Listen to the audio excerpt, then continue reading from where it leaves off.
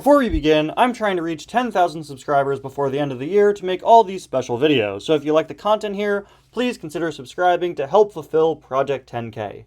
Thank you. Now on to the video. It is baffling to me that in 2024, we have received 2 new variants of Ryan inside Laney within 1 month.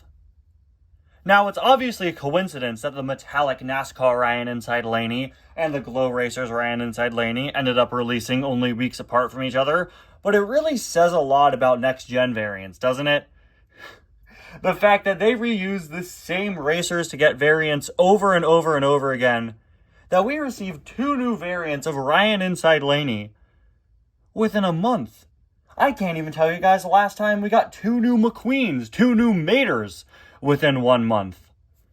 And we got 2 new Ryan inside Laneys. Again, they were from completely separate toy lines, and it's a total coincidence. I just find it really funny. Ryan is a character with, 2 lines maximum in Cars 3, and he has so many variants now. One of the next gens they constantly go back to.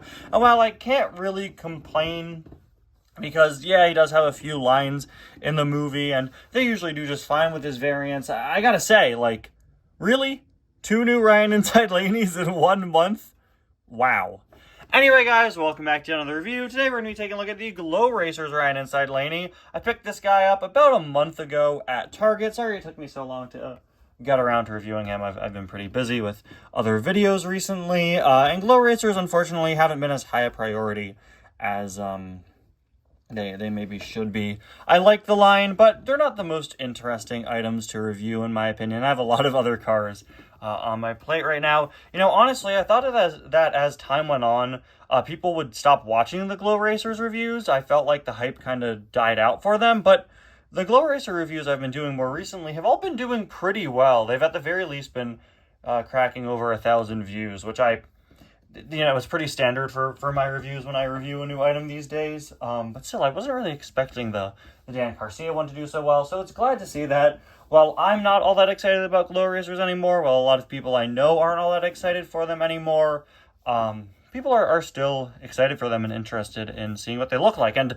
I'm honestly especially interested in Ryan. I know I was complaining that we get too many Ryans earlier, but he's actually the first Glow Racer to have glow-in-the-dark orange features. And since I'm filming this video at 9:30 at night, I think I'm going to go outside and see how he glows in the dark at night. And I'm very excited to see how that looks. You can see he glows in the dark. We got McQueen up there. Chase, Lightning, Dan, and Fillmore on the back.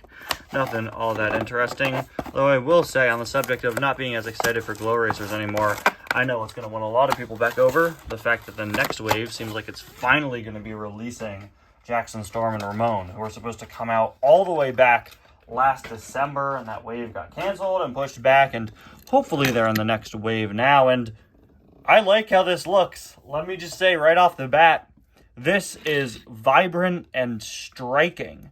I will say I think it looks better on camera than it does off. The orange is certainly a more pale color off camera, a much more obviously glow-in-the-darky color off camera. But I really, really like this as potentially an alternative to your regular Ryan Laney.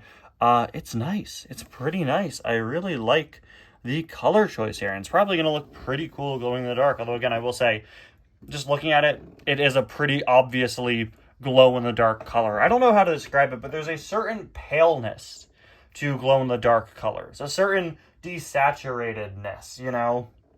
Oh, this is very bright and saturated. There's also just like a dullness to that color. It's hard to describe, but I hope you guys get what I mean. Now, I immediately see an interesting change to this item in terms of design. I'm not just talking about the face. By the way, I love this new facial expression. Really, really great face for Ryan Laney here. Great face for a racer in general. I like this, I think, a lot more than the original generic, soulless, angry, determined expression. This one looks like this guy's got a bit more personality, and trust me, I know he has a great personality. He had 2 lines in Cars 3.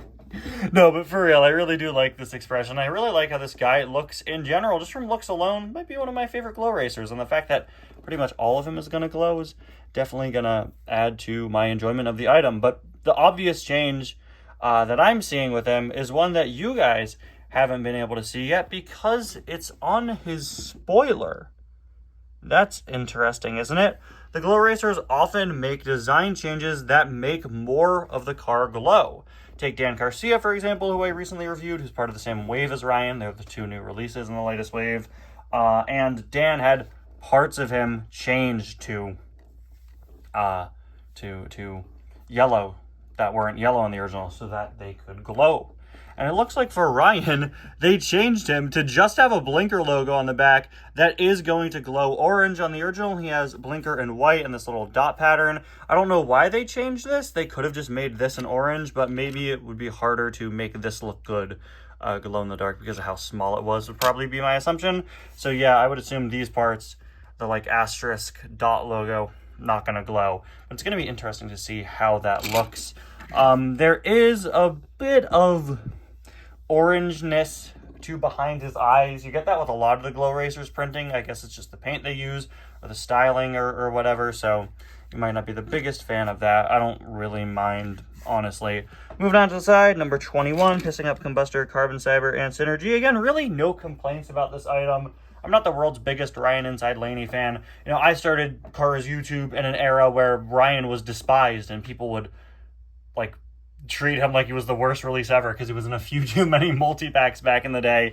And I think that left a bad taste in the mouth of a lot of people for Ryan. I know I have difficulty disconnecting him from the negative stigma he had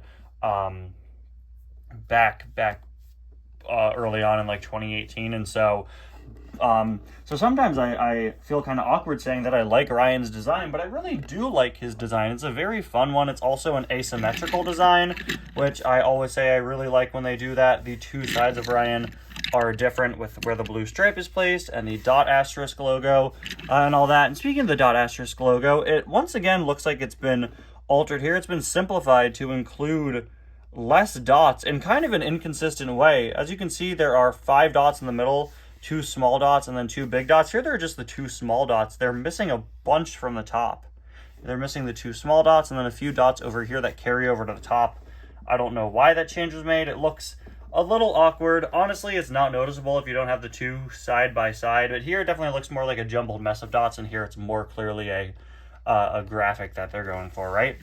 We've got his glow-in-the-dark wheels. All these guys have them. On the back, you can see his 21 and blinker logo. Unfortunately, he's got the rookie stripes on the back.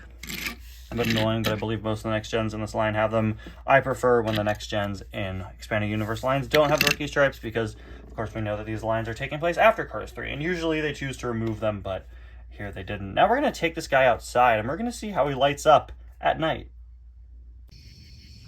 All right. Whoa!